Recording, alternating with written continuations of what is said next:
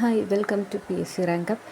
ഇനി നമുക്ക് ആഗോളമർദ്ദ മേഖലകൾ ഏതൊക്കെയാണെന്ന് നോക്കാം. 1 ഭൂമധ്യരേഖ ന്യൂനമർദ്ദ മേഖല, 2 30 ഡിഗ്രി നോർത്ത് ആൻഡ് സൗത്ത് ഉപോഷ്ണ ഉച്ചമർദ്ദ മേഖല, 60 ഡിഗ്രി നോർത്ത് ആൻഡ് സൗത്ത് ഉപദ്രുവീയ ന്യൂനമർദ്ദ മേഖല, 90 ഡിഗ്രി നോർത്ത് ആൻഡ് സൗത്ത് ധ്രുവീയ ഉച്ചമർദ്ദ മേഖല. എല്ലാം ഓൾട്ടർനേറ്റ് ആണ്.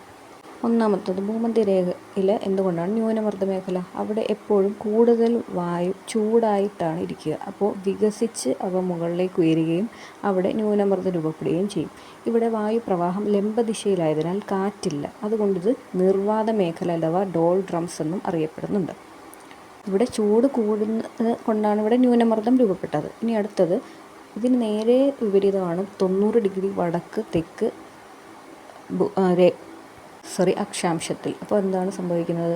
വായു വളരെ തണുത്തിരിക്കുന്നു. അതുകൊണ്ട് അത് സങ്കോചിച്ചപ്പോഴും താഴ്ന്നിറങ്ങും. അപ്പോൾ അവിടെ ഉച്ചമർദ്ദ മേഖലയാണ് രൂപപ്പെടുക.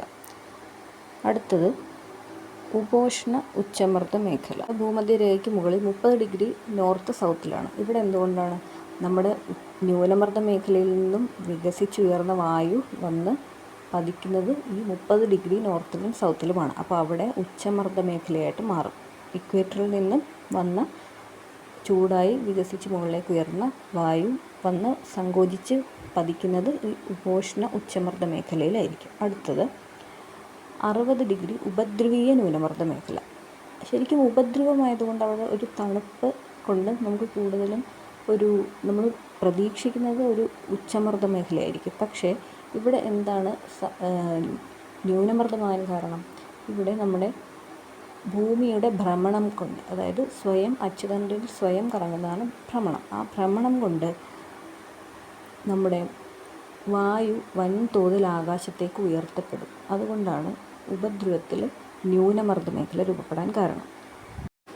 അപ്പോൾ ഇക്വേറ്ററിൽ ന്യൂനമർദ്ദമാണെങ്കിൽ അതിന് മുകളിൽ 30 ഡിഗ്രിയിൽ ഉച്ചമർദ്ദം, 60 ഡിഗ്രിയിൽ ന്യൂനമർദ്ദം, അതുപോലെ ധ്രുവത്തിൽ ഉച്ചമർദ്ദം. ഇത് ഇങ്ങനെ ഓൾട്ടർനേറ്റ് ആയിട്ട് വരുന്നത് ശ്രദ്ധിച്ചാൽ മതി. എന്തുകൊണ്ടാണ് കാരണങ്ങൾ എന്നുള്ളത് വ്യത്യസ്തമാണ്. മധ്യരേഖയിലാണെങ്കിൽ ചൂട് കൂടുതലാണ്, അവിടെ നിന്ന് ഉയർന്നു പോകുന്നത് കൊണ്ട് അവിടെ ന്യൂനമർദ്ദം. അത് 30 ഡിഗ്രി പതിക്കുന്നതുകൊണ്ട് അവിടെ ഉച്ചമർദ്ദം. ഭൂമിയുടെ ഭ്രമണം കൊണ്ട് 60 ഡിഗ്രിയിൽ ന്യൂനമർദ്ദം.